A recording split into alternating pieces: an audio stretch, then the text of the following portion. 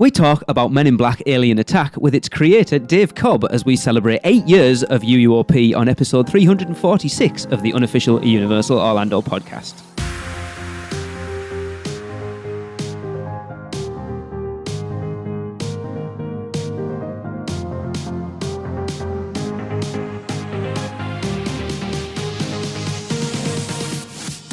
Hey everyone, I'm your host Lee, and welcome to this celebratory edition of the Unofficial Universal Orlando Podcast. I cannot believe this is 8 years of doing this thing that we didn't think would maybe last about 6 months when we started it, but there you go. Wow. So joining me, who has been with me from the very beginning, my good lady wife, Agent T. Agent T. There you go, Hello. I have to theme it. Yeah. And who's been with us from not far off the very beginning, Agent D. What's up, Internet? And our newest member, who's been with us about 18 rookie recruit. months. Yeah, he is the rookie recruit. Perfect, I like it. Is Agent C. Bringing in that fresh blood. But of course, this show wouldn't be complete if I didn't introduce and welcome the head of Men in Black, the Z himself, Mr. Dave Cobb. Hey, Dave, thanks for joining us. I'm very happy to be here. I'm glad I'm Agent Z and not Agent D. So. Well, we've already got an Agent D and an Agent C, so I didn't know what to do. So I thought you have to be Z at this point. I'll be Z. I'll just talk a little crustier and act a little cranky. That's Zed's role, you know. What's a theme park? Right. Sorry about all that phony theme park nonsense. Yeah. We tried to get this together for episode 300. It didn't work out because, Dave, we'll get into your history a little bit. You were out in Abu Dhabi, I do believe, at the time, working on the Warner Brothers theme park out there, which looks amazing. Mm-hmm. Yeah, that was a beast. It was a beast. It almost killed me, but it's very, very good. I'm very proud of it. It looked awesome.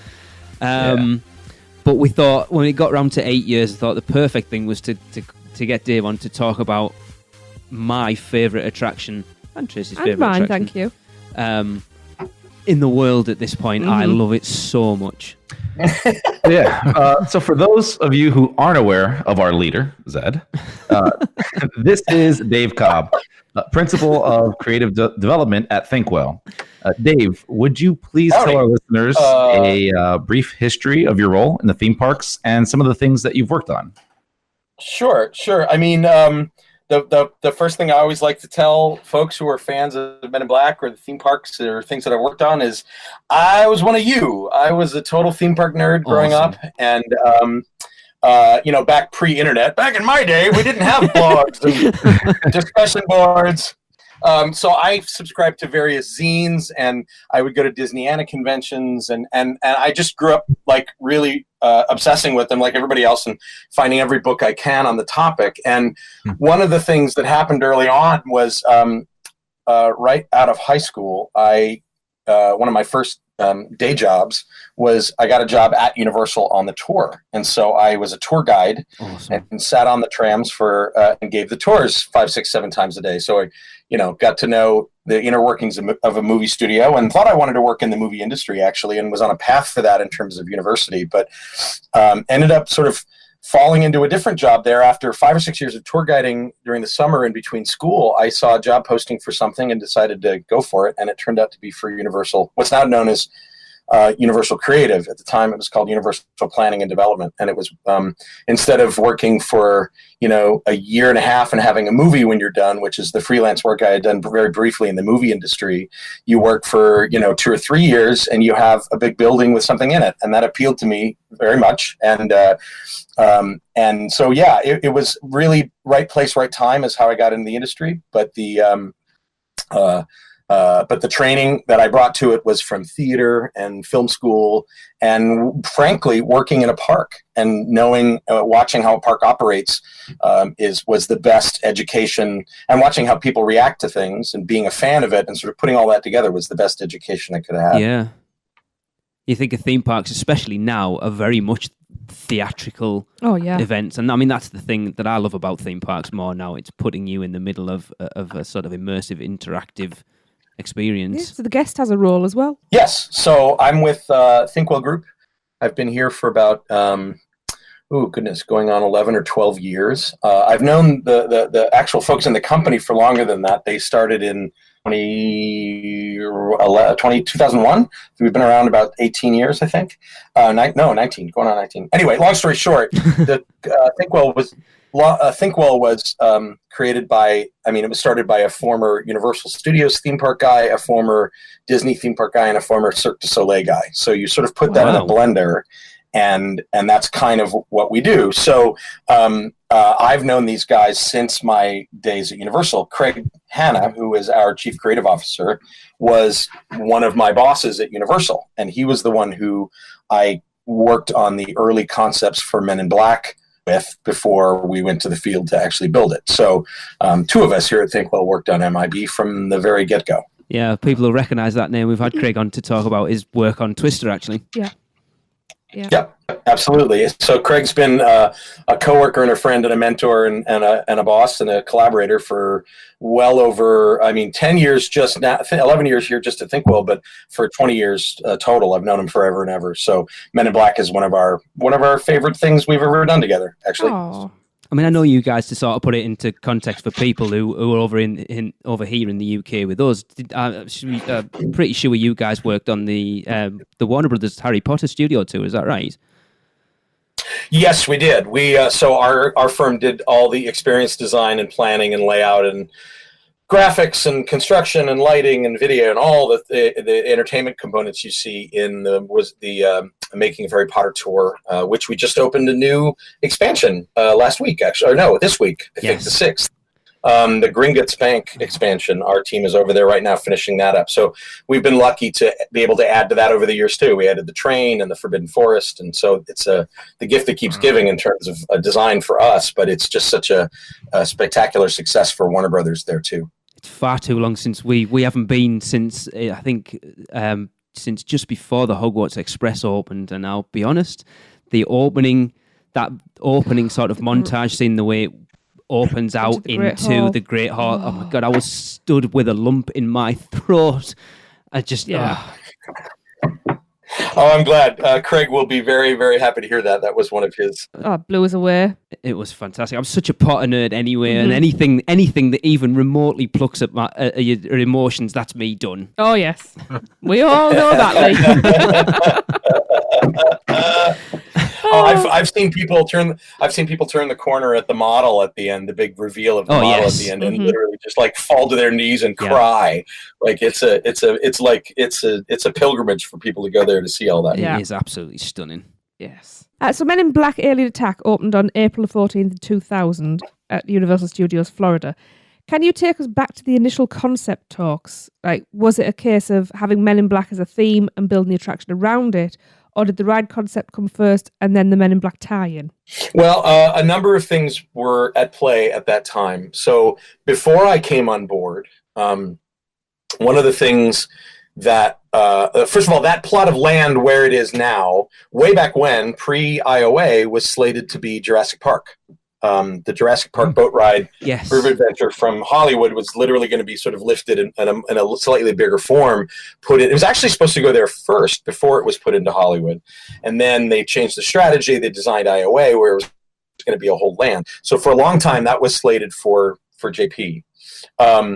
But that's before I worked for Universal. At the time, I was working for Landmark, who developed Jurassic Park and T2-3D for Universal. And so I got hired in late 97. I was brought in by Phil Hedema, who you've probably heard his name as well. He has his own firm now, Hedema and Associates. Phil was my boss. I knew Phil socially as well, and he took me out to lunch, trying to luring me away from my current job, and said a couple of things. He said, first of all, the industry is really booked and really, really busy. And if you look at the time period, this is like 97. So IOA was in full swing. USJ was in full swing. Hong Kong Disneyland was in full swing. Animal Kingdom, DCA, Tokyo Disney Sea. Wow. So it was like there was this 5-year period, 5 or 10-year period in the late 90s, early aughts, when the industry was on one of its booms. It is a very boom and bust industry, but it was on an all-time high. And so finding quality talent for attractions was a challenge. And I, at that point, was just a show writer. I had done small scale creative direction on a couple of projects for Landmark, but I hadn't really done anything big. So I lucked out in that I was friends with Phil, and he invited me out to lunch, and he said, "Here's the problem we have. Not only do I not have anybody internally to be creative director on this, because Craig will be moving on to other things in what they then called creative core, which was like big scale strategy for over multiple years, not just individual attraction design. Right. But I don't have anybody to hire internally to move on to that project. So I really need somebody." And he said, then the reason it's so urgent, and this is what really leads me to the development for the space beyond Jurassic Park, was they looked at the timeline and realized that IOA was opening in 1999. And they didn't have anything planned for USF. And so all of a sudden, the business analysts and the marketing people were like, well, wait a minute, we're going to have this big new popular theme park. How do we make sure that USF doesn't starve? And all of a sudden people don't go because there's no new attractions. And so basically end of 97, early 98, they fast tracked an attraction to open in 2000, to open 1 year after IOA's opening. So that's incredibly fast for any of you who follow these things. Yeah. We went from basically nothing on paper to opening day in about 28 months. Wow. Which is unheard of. There were other explorations. So that was the first call to action, was they need something. They need a big e-ticket marketable attraction. So that was the call to action. But in addition, they had already done a little bit of exploration. They had done a previous pass for the space for a Stephen King attraction, which you may or may not have heard about. No. That, if you guys know the name John Murdy. Yes. Yep. He runs we've had John on the show before. Nights, right. Okay, great. You should ask him about it, because that was a concept that he did for that spot. I think it was called Stephen King's Nightmares, and it was a permanent dark ride. The idea being, hey, Haunt is so popular, can we do a permanent Haunt-style attraction, but as a ride year-round? And it was going to use all of the Stephen King properties. Wow.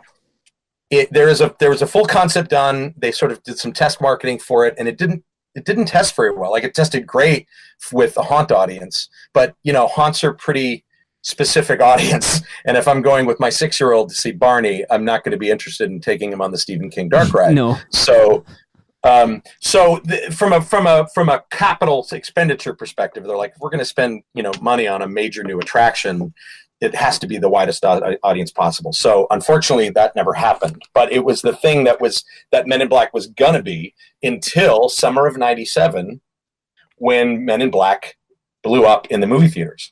And not all attractions at Universal are based on Universal films. They license stuff like Potter, and at the time they had already licensed Terminator 2 was not their movie.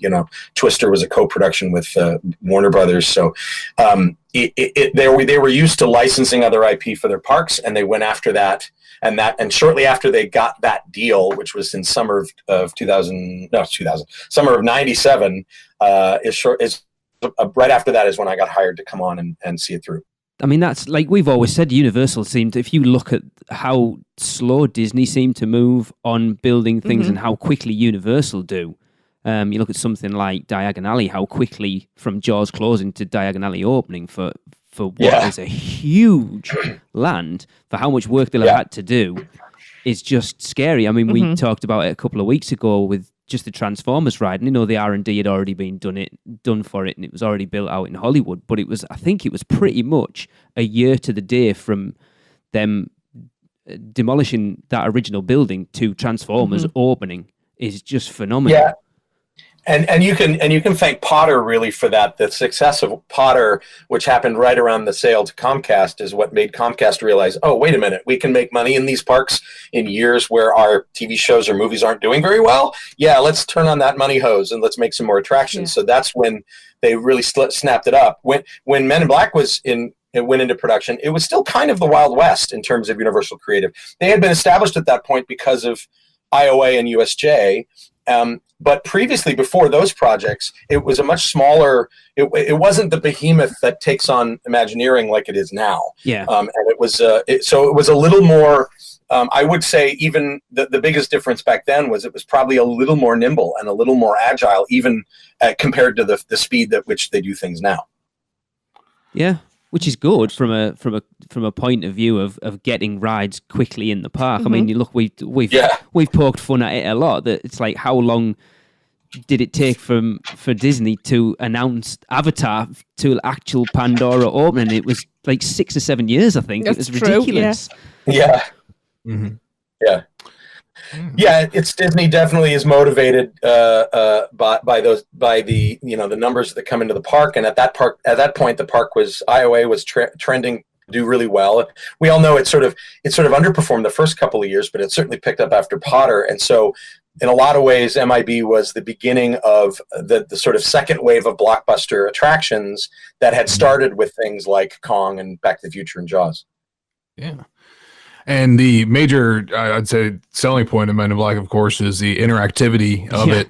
Was that something that was in the original concept? Was that something that you were always going to go for with this attraction? Well, there was a brief right before I came on board, after the Stephen King project was canceled and they started exploring Men in Black. There were a few different options. One of which was, I think, an indoor coaster. They had a couple of different ideas before I came on board. And one of the things that happened by the time I had gotten there was they said, well, look at the movie. What do you want to do when you're the MIB? You want that weapon in your hand. Like, right. They're so cool. Like the movie and the series and the whole world is literally about being, a secret super spy. So we want to put you in a mission like that. So that was in it pretty early on. And to be honest, what drove that was the opening, I think the year before, of Buzz Lightyear, and seeing how popular that simple collection mechanic, a very simple shooting gallery collection mechanic was on a ride system, made Universal go, yep, we're going to do that, and we're going to do it one better. Was that the one in Orlando, Dave? Yeah, the one in Orlando opened, I think, the year before we did. Oh my God, I hate that attraction so much. It's so frustrating when you've ridden Men in Black and then you go to ride that and you can't move, you can't pick that gun up, it's attached. It's like, oh my God, I cannot do this. Yeah, I'm done. They changed that. They changed that in future versions later on. Like the one in LA here at Disneyland has a gun you can hold, and as a matter of fact, the version of it that's in Shanghai is sort of the best iteration of that gaming system. It's really good and it's really fast and snappy and responsive. So they've been evolving it ever since. Matter of fact, the new Ant-Man and Wasp Nano Battle is largely based on the tech that went into the Buzz Lightyear Shanghai. So even though on the surface it looks like, oh, they just reskinned it, it's like, no. That is a complete reimagining of how a shooting gallery dark ride works. And it actually makes the experience a little better. Wow. We'll have to go. I really want to go to Asia because those Asian parks look amazing. Yes. Mm-hmm. Yeah, Shanghai Disney and Hong Kong Disney are both really pretty incredible and so different, really, than the U.S. parks for various reasons, location and culture and everything. And they are worth going. I highly recommend if you can get over there, they're worth seeing. I'm working on him. Excellent. Yeah. We have a friend over in Asia at the moment. I think we should go over there. Actually, someone you know, Dave, but we will get into that later. Yes. And going back to Men in Black, was the dual track system always part of that original concept too? Because that, of course, leaves the awesome ability to compete against another vehicle and everybody in your vehicle as well. So I think that really adds an awesome dimension to it. A lot of it was, we looked at a lot of different configurations of tracks and vehicles. Let's first start with the vehicle, because there was a question you asked me in email beforehand about, the fact that it's the Cat in the Hat vehicle, and was that a fait accompli, or was that handed to us? And the answer is sort of. Like the original concept, as I was coming on board with Craig, and they had done some very, very early Blue Sky, they were actually looking to use the Spider-Man vehicle. Okay. Because there was so much excitement about Spider-Man, and the early tests and early versions of it had done so well. So they initially thought they were going to use that. But then they did a quick mock-up where they put a bunch of laser tag targets in the Spider-Man building and rode through it. And with that vehicle moving and spinning and like a bucking bronco, the game was nigh impossible. So So they decided, that's kind of overkill for this ride. We don't we don't need motion simulation. We're not going to be matching to media, which is why the Spider-Man base does what it does. So it was overkill and far more expensive. So they looked at, but they knew, because they had to open in 2 years, that it couldn't be a science project. We couldn't start with a new ride vehicle. We had to start with something that was available and that was proven engineering. And in Universal's arsenal of rides at that point, there were a few that sort of fit the bill for the kind of shooting activity we wanted to do, other than Cat in the Hat. Because Cat in the Hat, we said, great seating. We can raise the back seat a little higher, so you get sort of stadium seating for point of view and shooting. Mm-hmm. And the axis lets us position you like an Omnimover, but also spin you like a thrill ride. So it seemed to be the perfect storm. The challenge was it's only 6 seats, and so the capacity of the ride, compared to something like Cat in the Hat, this needed to be a much bigger e-ticket capacity. And so the dual tracks came from an exploration of, do we do 2 vehicles in tandem behind each other, like a train or like a coaster train? And then somebody went, well, what if we put them side to side and you can shoot it out? That's it. Wow. That's the make it a competition between the two. But it got there from a much more practical discussion about which vehicle to use and capacity. Nice. And of course, that led to that great scene where you get to, shoot at the other vehicle, which is my favorite part. That's where you really rack up the points. Yeah, it is. Actually, I've got a question, a morality question for you, Dave. You're going to get that. I was going to ask this. Yeah. Dave, is it ever okay to shoot your own exhaust port? I know how that sounds. I can neither confirm nor deny that that's a good strategy. No, I think it's cheating. It's cheating. I don't agree with it. Well, let's just say I do it all the time. I knew I liked you. It must be all right. Yeah. Well, what's funny is that scene was one of the last scenes to sort of that, and the ending were sort of the last scenes to be finished. We had gone into like the building started being built before we were really set. It was like like a movie blockbuster where the script's not quite done. We had ideas, but we hadn't settled on one. And that scene where it's sort of a Central Park scene, then you go under one of those Central Park pedestrian bridges, right? You're supposed to be in one of those tunnels. Yeah. Originally, that was the push the red button scene. Oh. That was the push the red button and go really fast to Times Square. And it was supposed to, and originally the idea was going to be a sort of super speed tunnel. If you're familiar with the People Mover at Disneyland, they used to have a thing called the Super Speed Tunnel through the World of Tron, which was like a wraparound projection. Yeah. And we were going to do a little projection gag there where you go really, really fast. But we realized with this vehicle, it's just not really dynamic enough. Your view shed is not great. We would have had to point you at the wall to make it work, and then it would have to track along with you, kind of like the flu gag in the Harry Potter and the Forbidden Journey. Mm-hmm. Like it was never going to feel like you're really going fast, and it would have felt really weak. And so that's again through various ideation, we went, oh, wait a minute, but what if we shoot at each other? Like nobody's doing that. And so that scene was born out of, wow, this is not a lot of space to do a scene. What can we do with it? And not make it just more shoot. But for a while, it was just, okay, more targets, like targets in the sewers or something. And then you end up in Times Square. But we said, no, it's more fun if this adds a little surprise moment that you're not expecting at the beginning of the third act. But all of this stuff, just as I hope people understand, all this stuff comes out of that collaborative nature. It's nice to say that I was the lead of Men in Black, but I'm not. I mean, there was hundreds of people involved in this, and so many great creative minds. My job is just to sort of pounce on ideas when I see them happening and sort of wrangle the crew and be, chief beekeeper and, and keep all the bees buzzing, And so a lot of really great, it's really wonderful to hear that all these great fan favorite moments in the ride often came from duress or came out of operational necessity, or because it really validates us as creators to go, yep, that was a good decision. Regardless of how we got there, it's not always in the master plan. Mm-hmm. Mm-hmm. But I love that section because it's like you get a little bit of calm as just you go through and see the projection, and then everyone, and you can always tell the people who know that attraction because they get to that point, and the ones who don't know the attraction are just kind of looking around and enjoying it. Everyone else is planting our feet, getting your gun set for where that exhaust port is on that other car.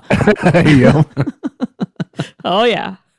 Oh yeah. Getting angry when your own car Oh my spins. God, it's been too long since I've ridden that ride. I cannot wait for October this year. Oh, no. Oh, yeah.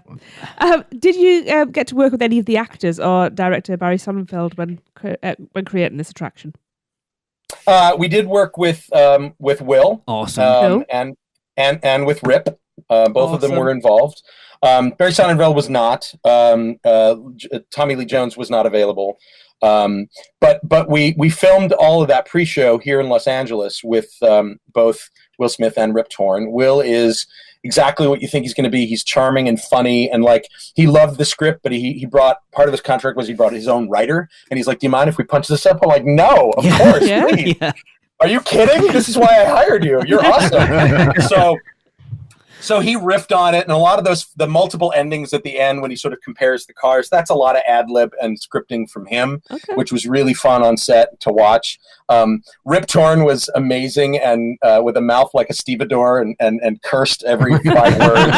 And he was a gem. I mean, he's such an old pro. Like, I remember going in later with him with all of these things. Even big movies, you do what's called ADR, automatic dialogue replacement. Sometimes the quality of the recording of the performance on set is unpredictable, so you go back and you redub everything. So a lot of people don't know this, but a lot of the times the dialogue you're hearing coming out synced in an actor's mouth in a movie is recorded months later to make it better. And so he did ADR on his entire performance, and I got to go to New York to do that because he does it at a studio right near his house in the Upper West Side that he really loves. And so he was at home in his element, and it was literally like half watching him nail every take perfectly, and half just hearing him tell really bawdy stories about working with him. So To be a fly on the wall. Yeah. We worked with Will and Rip, and it was everything you could hope it could be. Do you know if they ever got to ride it, Dave?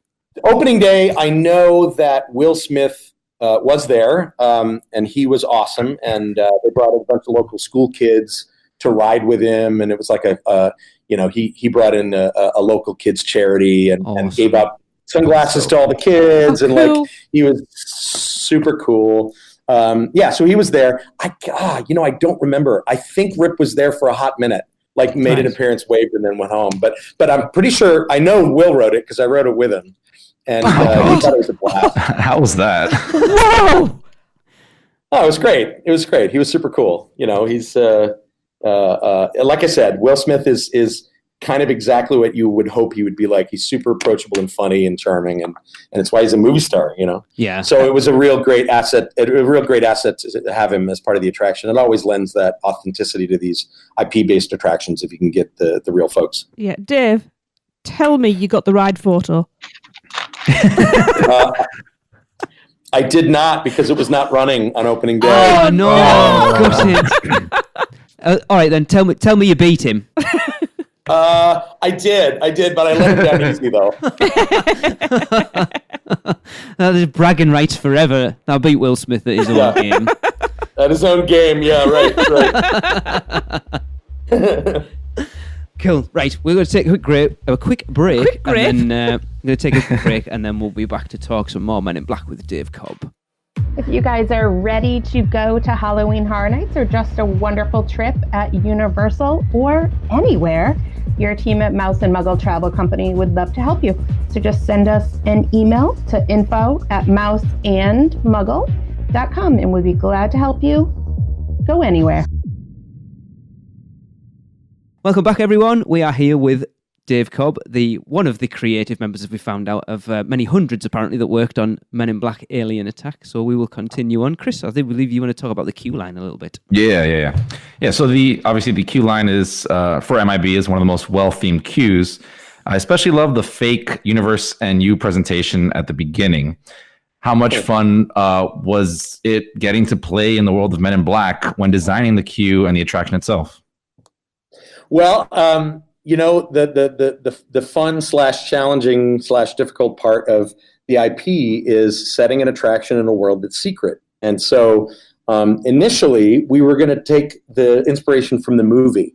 And in the movie, they enter the world of the MIB through the Battery Vent and Tunnel Building, which is the venting system for the Lincoln Tunnel. And it's this very austere building in the middle of New York, and you walk through that hallway with the big fans on either side. Originally, the attraction was that. We actually had that as an entry point. And it just looked not so great sticking out there on its own across, if the attraction had been put in New York, in the New York backlot part of the park, sure, that would have been great. Yeah.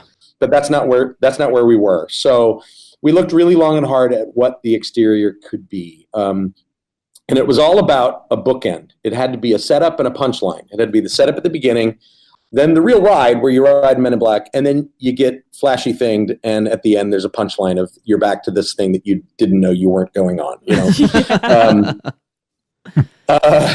So that went through many iterations. And we did it first just inside. We said, we'll worry about the exterior in a second. Let's talk about what the story is at the beginning and the end, right? And so for a while, because at the time our corporate owners at the time were was Seagram's. Tropicana was one of their brands, which had orange juice production in Florida. So we had an Tropicana orange juice tour. Was one of the first things provided. Was one of the first concepts where you would start out on this boring tour of orange production and then snuck in a back door, and it's actually secret entrance to the MIB. Awesome. And then for a while it was Orlando International Airport. Oh. And it was literally like an airport terminal, and then you would arrive back at baggage claim at the end, but there'd be like alien gags hiding in the suitcases and things on the carousel. Oh, cool. Yeah. But again, all of this demonstrated the problem that is the IP, meaning it's secret, and it violates, one of the rules of it, not rules, but suggestions of attraction design. If you guys are familiar with, Marty Sklar's Mickey's 10 Commandments, which is, if you don't know, Google them, and they're these 10 rules of the best way to get a popular attraction for the public, and one of them is tell one story. Like, it's really tempting as a designer to tell something that's really rich and has a lot of different pathways and has a lot of different, but guess what? If it doesn't play to somebody who's never seen the movie Men in Black, that doesn't work. Yeah. So I have to tell that story, right? I have to appeal to fans, and I have to make sure that we call it the waiters, swimmers, divers pyramid of engagement, right? There are divers who know the brand and dive right in, and there's swimmers who know it pretty well, like your average moviegoer. But there's a lot of waiters out there who maybe saw it on TV, maybe dipped their toe in the water. There's a whole other category of fan called mer people. Those are people that have been underwater so long they grow gills. I don't need to worry about that. But you know what I mean. So in approaching it, we had to take the idea of tell one story. Well, the one story of the Men in Black is that it's hidden in a specific place in New York, but also in a specific time period. And we thought, wait a minute, the 64 World's Fair plays largely into the mythos. There's the mural in the main immigration room. There's the towers that Edgar uses to escape because it's hiding a secret spaceship at the end. All those are things that really exist in Flushing Meadows and Queens. And so we said, well, what if we just did a World's Fair attraction? And then all of a sudden that clicked, because that part of the park before The Simpsons, that part of the park used to be known as Expo Center. The food court was international themed. Yep. Back to the Future was a pavilion on it was like an expo park, but on a movie backlot, like you were shooting a movie about an expo, which is a stretch, to be honest. But still, it was an organizational principle that at the time made it go, oh, all right, Men in Black is part of that. And so we knew that we had to create something iconic from the outside, which is mainly about the towers, but also the big Starfield wall with the neon and the stars twinkling.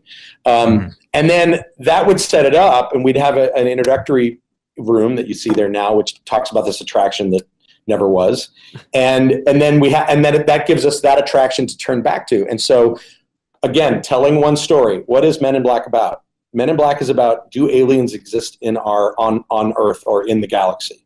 So that's our question at the beginning, and our answer at the end is, of course not. So it managed to let us be in the world of Men in Black without being slavish to the film or induce a story that people weren't familiar with. It asks the central question of the brand, and it answers it at the end in a humorous way. Yeah, it's perfect.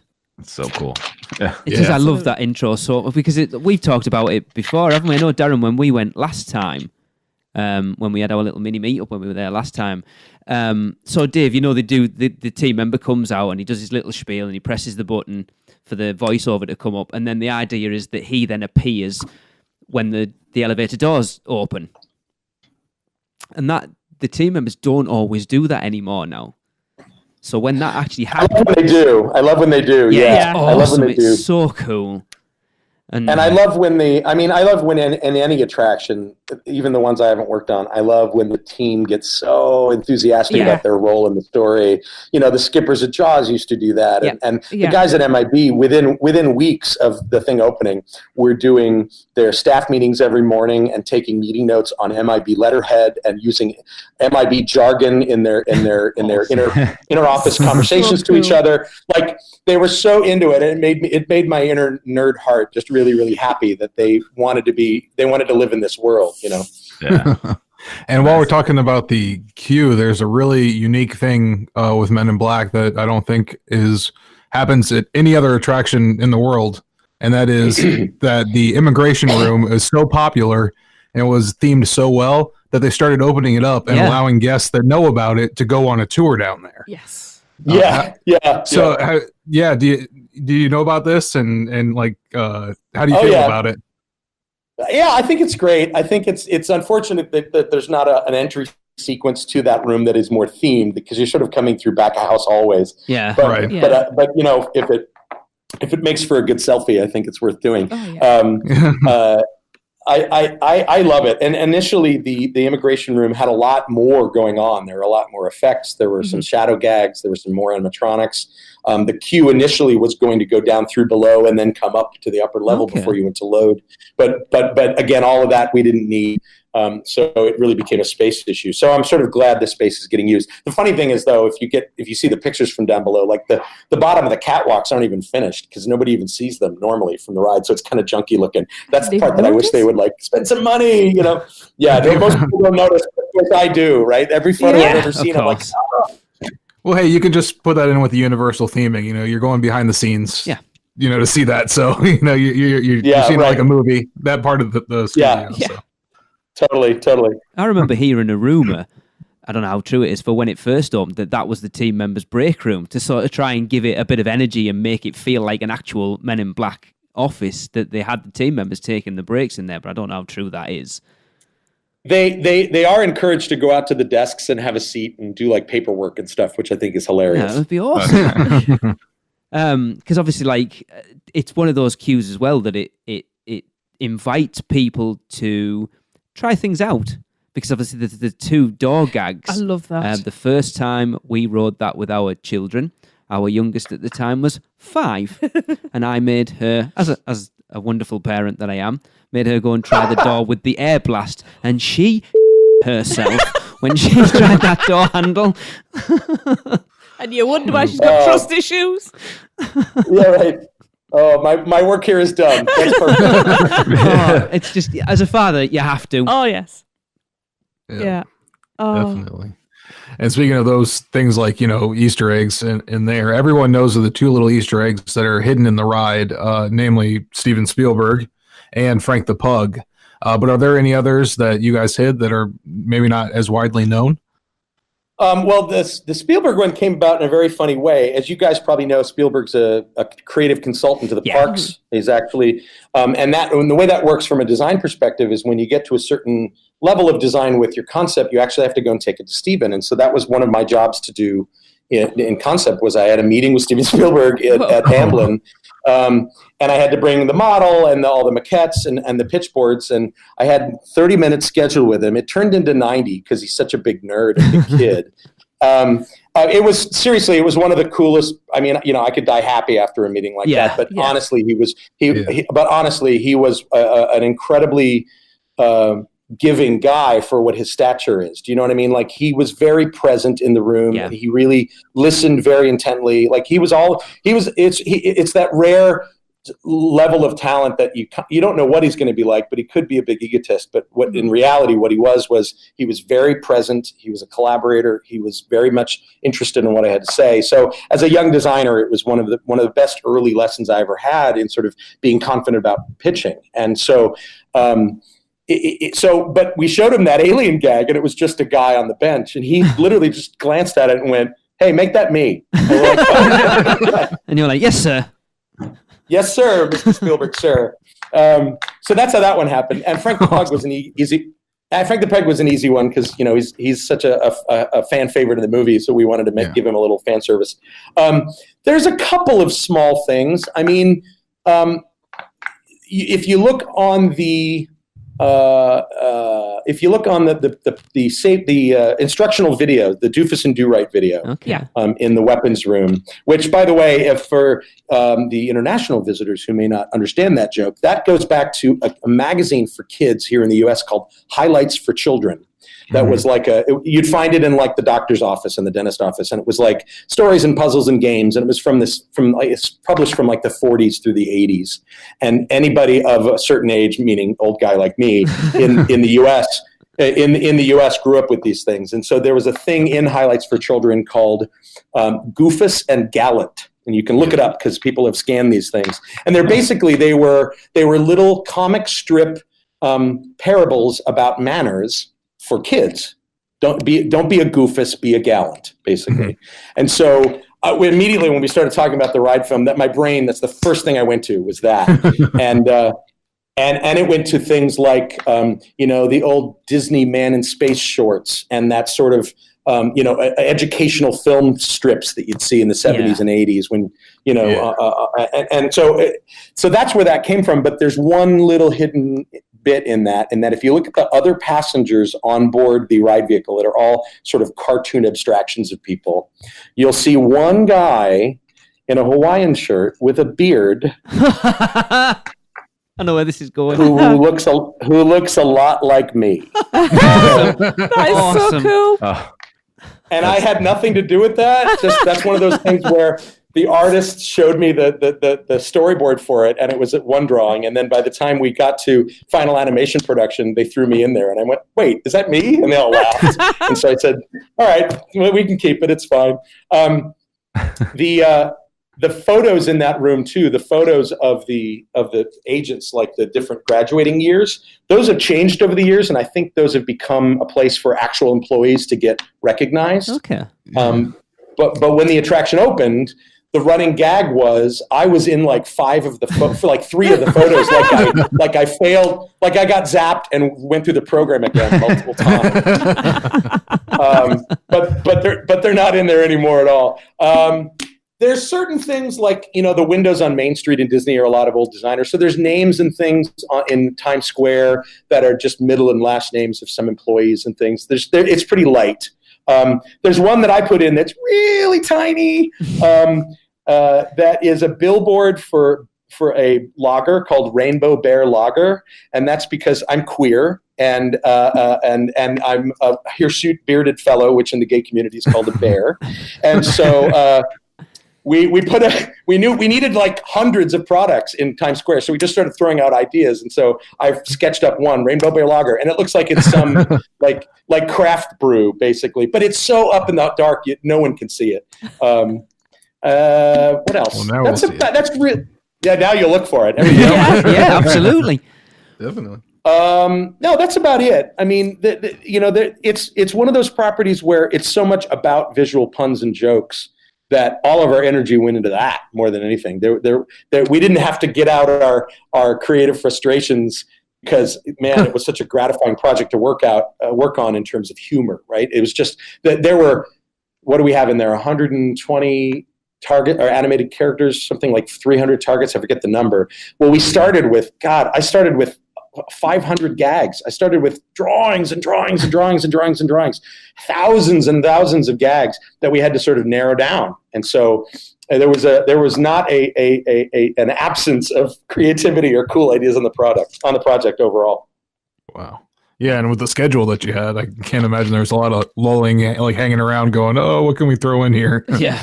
Exactly. Right. There's little things. There's little naming conventions and things and stuff, but nothing super overt. To the point about the book ending, about the beginning and the ending, though, like the theme song, the Universe New was written by my friend Andy Garfield. Yes, we know Andy.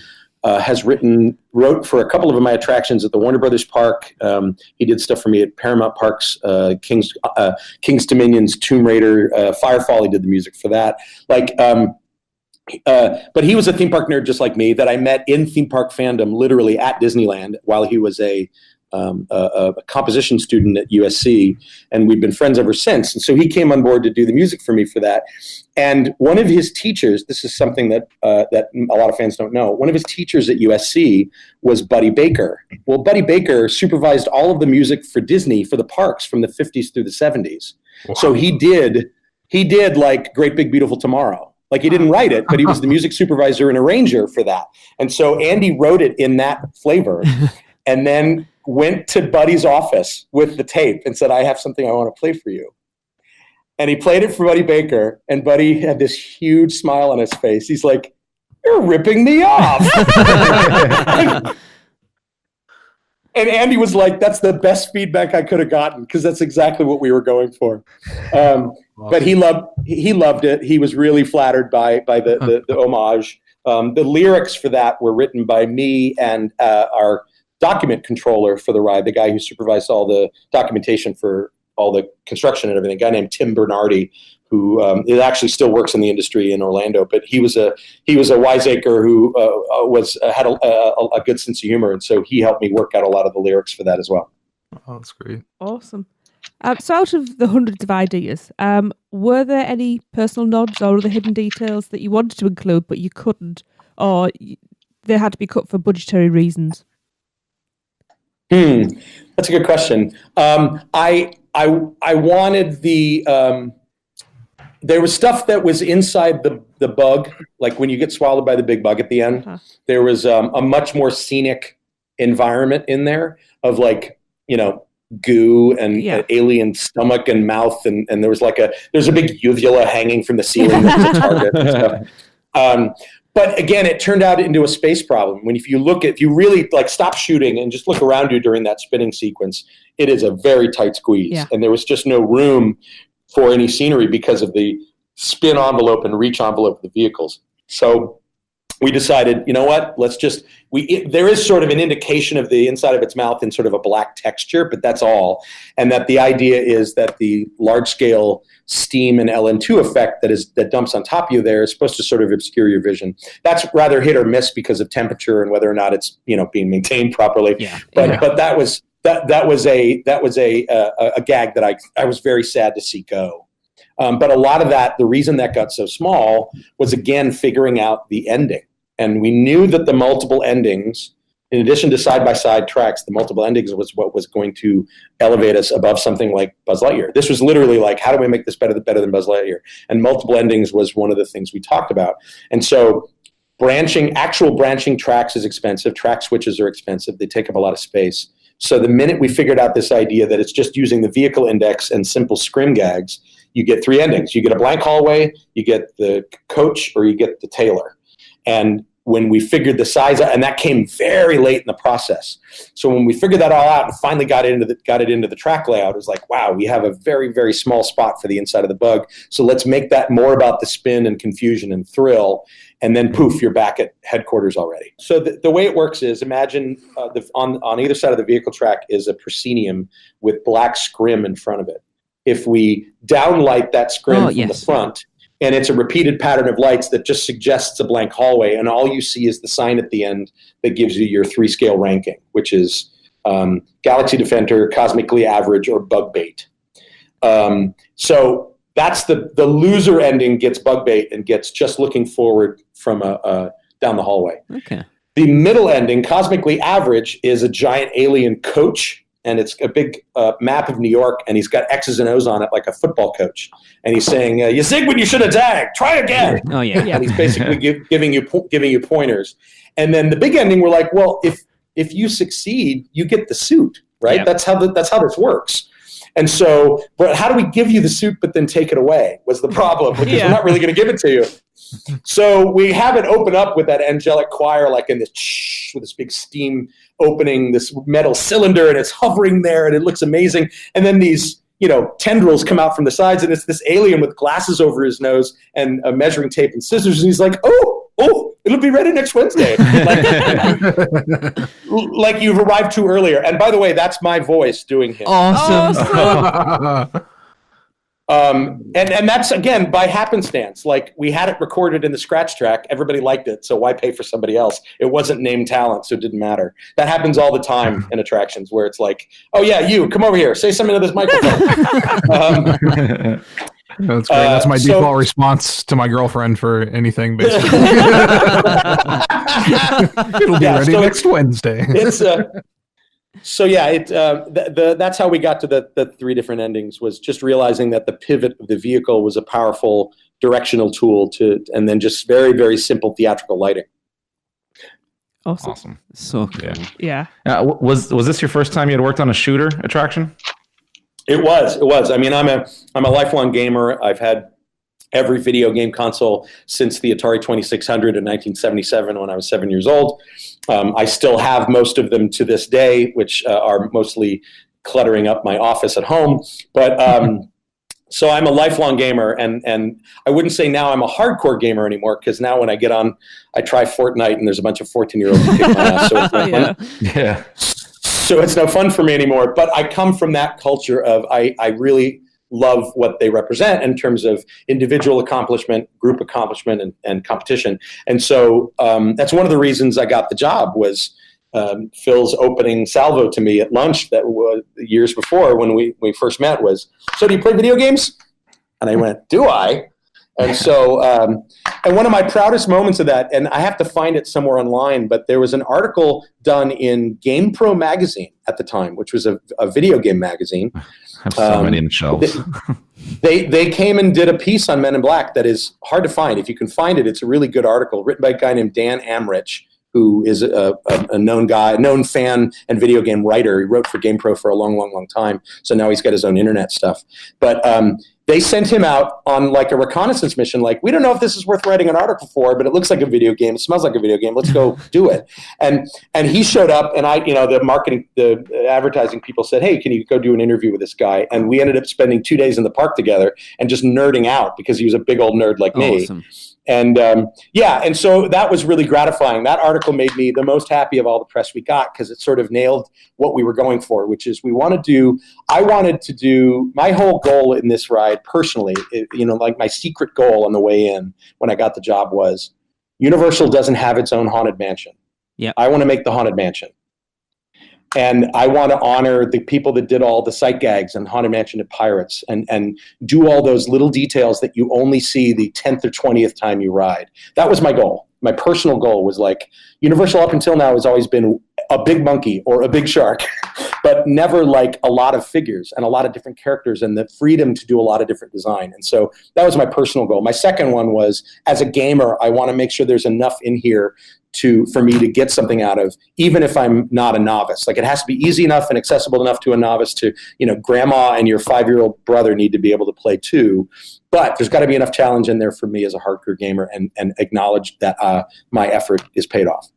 And just real quick, going off of that, right? So what was, I guess, the obstacles that you would find the most difficult to overcome when you were doing that type of attraction? Because shooting attractions is such a weird one, aren't they? Because if it's not running at like full cylinders, if the guns aren't working properly or the targets aren't working properly, the whole thing's off. Yeah.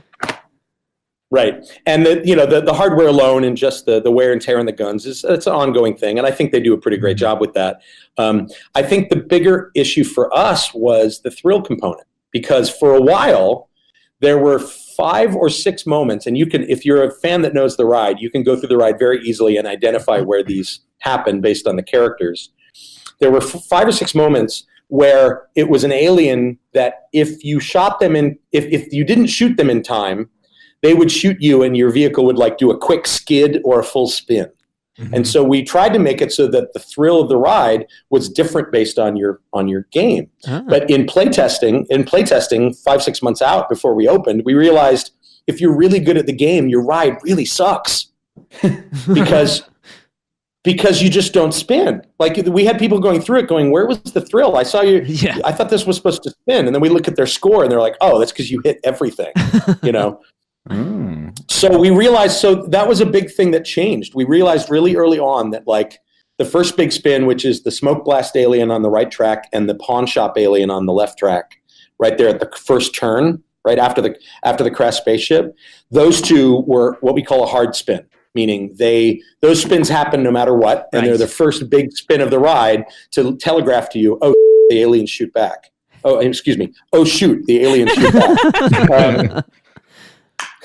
Sorry. And also, by the way, we never called it shooting then, and that's for pretty obvious reasons. Yeah. Yes. At the time, what had just happened recently was in the news, and so we didn't call them guns, we called them zappers. And we called it zapping, not shooting. Yeah. So that was very, very purposefully, by the way, in all of the marketing. Yeah. But yeah. So the first big spin was programmed. The second one was inside either the alleyway or the fishmonger store, which is the ambush scene. Yes. And so we made the ambush relative to your shooting. So if you shot the little teeny alien that says, please don't shoot, and then turns into the big guy, if you shot him in time, you would not spin. So that one still to this day is variable, but it takes a hell of a lot of shooting not to spin. I did not know that. Yeah, I did not know that either. As far as I recall, my 20-year-old memory may be failing me, but I think we left that in there. If nobody's gotten it, maybe I'm wrong, or that maybe we just set it too high. That was the other challenge, was figuring out what things should score. Yes. And that took a lot of playtesting, and they even went back and changed stuff after I left to sort of reset things to be lower scores because people were maxing out too easily within the first year. Yeah, we've heard rumors that they can like do that on the fly with the system. Is that something that they can do, like just change the values of the different targets? I don't think it's as easy as flipping a switch, but I'm pretty sure they can do it kind of whenever they want, and I think they have fine-tuned it over the years for sure. That's interesting. There was another big thing. There was another big thing that we wanted to happen. That was a big budget item that we explored really early, and then abandoned because the technology was just not there yet. What we realized with these shooting attractions is recognition of a hit you can get from the animatronic itself, and the eye, all of the eyes of our guys change from green to red when you hit them. Yeah. So there was an instant, like early on, we decided we didn't want to populate the ride with targets like Buzz Lightyear did. So we didn't want the Z's everywhere, the little targets that they have. So that's why we embedded multiple sensors. You've seen I'm sure you've all seen the Travel Channel special where we talk about that. And so we made a really concerted effort to make you focus on the characters you're zapping at, not a particular target. In hindsight, that's become a point of frustration for people because if they aren't in there cleaning out, because there's little physical mesh on all the targets that they have to go and blow out so that it doesn't fill up with, dust, basically. Right. And if they don't do that all the time, the game becomes a little more difficult. So that's one thing I probably would have changed. And so we had talked early on about, because they are prison refugees, because they're out in this alien prison transport ship, that maybe we put like a prison collar on each one of them, and that becomes your target. So that was an early discussion. The other thing we said that would help with target recognition and target acquisition was understanding when you miss something, which is a real problem with a lot of these rides. And so we did a mock-up, and we did it just as quick and dirty mock-up. This is years before the ride, a year and a half before the ride building actually went up, when we had a test track with one of the Cat in the Hat vehicles, and we were just testing game theory with it. We set up basically a simple set of like a brownstone stoop, and we put video projection on it, like mapped projection. Now, mind you, mapped projection was not around in 1997 and 98 at all. It did not exist. Right. We set up a video projector. We set up a camera watching that area of projection, and then it would look for the laser. It would look for the infrared dot, and wherever it went, we were using a very, very early gaming engine, not Unity that everybody knows now, but way back when, I don't even forget to this day what it was. I think it was just Flash. I think it was Adobe Dream. What is it called? The Flash Creator, the one you can make games in. Dreamweaver. It would Dreamweaver. That's it. It would animate a little sprite. It would animate a little. Like a little hit, like a ricochet wherever you hit. And so we said, oh, that's great. That would work really well. But then we did the calculations for what it would cost to cover every single square inch of set with projection and cameras. And that was like another $30 or $40 million. It was just ridiculous. Because at the time, video projection was not cheap, right? Nowadays, you can cover that aside. Look at attractions like Gringotts and Transformers. There's a lot of media and it's very high quality. For us to do that at the scale of Men in Black at the time was just unfeasible. The punchline to all of this is that modern day shooting gallery dark rides don't use infrared sensors anymore. They use cameras looking at the set and looking for where you're shooting, exactly what we had theorized back in 1997. Wow. Interesting. So, like for instance, the Animayhem ride we did at Warner Brothers in Abu Dhabi works that way, and a company called Alterface did that ride and does a lot of these shooting gallery dark rides. And their whole system right now uses cameras, so there's less physical infrastructure to the targets. You don't have to put wiring and power to every single target. You can literally just put a dumb prop on a windowsill and define it as a target in the camera space, and have it give points. They've even taken it, because one of your questions to me in email was, how is this going to change in the future? They've even come up with a system now that doesn't even need that basically has a positioning sensor in the gun, like a motion sensor in your phone, and it can use Wi-Fi triangulation to know exactly where the gun is in space and what it's pointed at. Wow. And so it can do, so the next version of this that we do, there will be no infrastructure within the building for where you're shooting. It's entirely going to be in the gun and the game system. So speaking of that question then, Dave, that is our last question here, and I'll flesh out a little bit more. So other than that, so the premise is, right, so Men in Black International's due out, and Universal start tossing around the idea of, I think we want to do something, but we don't really want to go in and retheme it to the new one, but we do want to chuck some money at it and update the ride. And they come to you, Mr. Cobb, and say, right, here's a modest budget. What would you do, other than obviously changing the targeting system to what you've just said there, to upgrade that ride, to bring it into the level of sort of Universal's top-tier attractions of today? Good question. I think the easy one is you change some of the bookending story. You keep Universe and You, but you update it to be, Chris Hemsworth and Tessa Thompson, and you update all the media. Maybe even update the call to action. Maybe you change the first scene with the transport ship, and you take that out and you do something else. I would change the story, but I would keep the set as is and keep most of the targets, but add maybe a couple more high-end animatronics. And then I would also use this idea of video projection and video mapping that is a modern targeting system. I would basically go through the whole game system and revamp it to be closer to the modern game systems like Buzz Lightyear Shanghai and the new ones coming out, to make it faster and more responsive and give you more options in terms of targeting and gameplay. Yeah, I think it's definitely testament to the attraction that it's, we're coming up 19 years that it's been open this year, and it still demands pretty decent waits on your average day at Universal. It's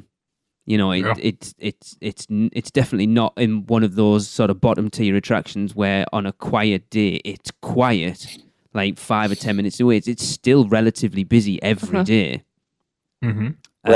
And that's testament to, like what you say, you have created a classic theme park attraction that is different to a lot of things that are currently at Universal. It doesn't really, other than the queue itself, there's no, obviously the biggest complaint that we hear a lot at the moment is screen-based things at Universal. It's got none of that. It's all physical, and that's something that you don't see a lot in theme park attractions nowadays, and the fact that that's still there, and it's still popular, and it's still going strong, and hopefully will go strong for who knows how long at this point. Me personally, I've said I will never go to that park again if they take it out, but whether I stick to that or not is a different matter. But it is a fantastic attraction, and it deserves to be held in as high esteem as any of the Potter attractions or anything else that's still around. I agree. Yeah. Well, I appreciate that. That's very, very kind of you to say. And again, as a fellow theme park nerd, it warms my heart that fans have embraced this ride for nearly 20. I can't believe it's going on 20 years. 20th anniversary next summer. I mean, this happened yesterday. I'm still 38, right? Wait, I wasn't even that. 28. I was 28 when I started that. So yeah, it warms my heart that people love it as much as they do. And every time I visit Orlando, I try to make a stop by there to ride it and just, see people's reactions coming off of it. It's the best part of the job, right? Is just watching people enjoy this stuff at the level that you had hoped they would. Yeah. Again, a 19-year-old attraction that it is still kind of on the cutting edge, because what's the buzzword in theme parks now is interaction. Uh-huh. And that's got it in spades. Absolutely. Yep. Everyone wants to be part of the attraction, and it's immersive and interactive and not passive. You could have it as a passive experience. You hear that, Universal? Men in Black Men in Black International. I'm waiting. I'm right here. But it is. We'll start the petition. Yes. I will start it off. Awesome. Well, that's brought us to the end of it. I know, we could talk about this for so much longer, I'm sure. I know I could. Really? That's a surprise. We're going to have you on again, Dave. I think as long as you're up for it, that is a definite. Before we started recording, you lit Darren's heart up with an attraction that you've already worked on, so that will hopefully happen in the future. Oh, pardon the pun. Future. Hey! Get it? Yeah. Pun not intended. Oh dear. Right. Well, thank you very much for joining us, Dave. It's been absolutely awesome to talk with you. About the attraction as well as talking to you. It's got me so much more excited to ride it again in October. I know, I can't wait for October to ride it. I think it's going to be the first thing we ride and probably the last thing we ride as well, with lots in between. Send me your ride photo when you we will. That'd be awesome. Well, we are planning on taking over with everybody that's going with us, a big group of people. So we'll go and scare the attendants again. Put it this way, Dave, right? When we come out to Orlando, we usually do little meetups, little podcast meetups. And we've had sort of 30 people one time and sort of 20 odd last time. And one of the things that we do for every meet is we do a Men in Black competition. So we have a big group of us go in, and we have prizes for whoever gets first prize and whoever gets second. And it's become tradition. It's what everyone expects from one of our meets now, is we have to do the Men in Black challenge. Yeah, that's awesome. And actually, all your listeners should know that. So I have a YouTube channel as well. It's just Dave Cobb. Cobb on YouTube, Instagram, Twitter. My YouTube channel, I recently unearthed a box of digital videotapes that I shot during the production of the ride. Of things like mock-ups and construction and programming, and I'm slowly digitizing them to put up. I put up one of the test track a couple of weeks ago that people freaked out about, but I can't promise that I'm going to be a regular content creator on any schedule because of a full-time job. But but to tell people to definitely, you guys should subscribe to me there. And if you ever are at the ride and want to brag about your score, tweet at me or Instagram at me, and I'm happy to see it. All the fan stuff always makes my day. And there isn't a day that goes by where I don't see something online about that ride, and it makes me really, really happy. My favorite one lately being, have you seen the simulation of some kid did it in Minecraft? No. Oh. They built the entire attraction, the whole thing, the exterior, the interior, the ride through, entirely in Minecraft. Wow. And it's insane. It's completely insane. And I just who has the time? I guess 14-year-olds. Good for them. Like I wrote this gushing fan letter comment underneath the video on YouTube. Like, dude, whoever you are, come call me in about 10 years when you get out of college and let's talk, because this is pretty great. That's awesome. By the way, Dave, what was the? I'm sorry to interrupt. What was the YouTube channel? I'm on YouTube, Instagram, and Twitter as Dave Cobb, DaveCobb. Okay, perfect. Cool. Brilliant. And where can people go to keep up with the Thinkwell projects? Same thing. Thinkwell is on on Twitter as at Thinkwell Group, all one word. You can find us on Facebook as well. As a matter of fact, unrelated, because this is probably not airing today, but it is April 1st. You can go see our new April Fool's video, which is but Thinkwell Group, we're pretty active on our Twitter and our Facebook, so you can follow us there and see all the new fun stuff we're building all around the world. Awesome. Definitely go and check it out. So cool, that's going to wrap up our 8-year anniversary show. I couldn't have thought of a better way to spend it than talking. Dave, it's been absolutely awesome. It really has. Like, I've so much. Fast. I didn't think it was possible, but I have even a bigger appreciation of that attraction now. Awesome. That makes me very happy. It is so cool. And I'm not saying, I know it feels like I might be gushing just because we've got you on, but I genuinely, that is my favourite attraction anyway. Yeah. I love it so much. Well, thank you. I'm genuinely happy to have been on this and be asked. So thank you guys. I appreciate it. Cool. Right. So as I said, that was going to wrap up the show. Here's the end of 8 years, and hopefully here's to another. I'm not going to say 8 because that's a long time, but at least I want to get to 10. I want to get to 10 years, definitely. I can't see you give it up after 10. No, probably not. No. So for Tracy, Darren, Chris, and myself, and of course the awesome Dave Cobb, this has been episode 346 of the Unofficial Universal Orlando Podcast, and we will see you again next week. Cut, print, that's a wrap for another episode of the Unofficial Universal Orlando Podcast. Never miss a show by subscribing on Apple Podcasts and leave us a rating and review while you're there. Not an Apple user? You can listen on Stitcher, Spotify, YouTube, iHeartRadio, or your podcatcher of choice. Email us any questions or comments to podcast@uuopodcast.com. Follow us on Facebook, Twitter, Google+, YouTube, Instagram, and Pinterest. Just search UUO Podcast. Keep up with the latest news, rumors, and updates on our blog at uuopodcast.com. Thanks for listening. See you next week.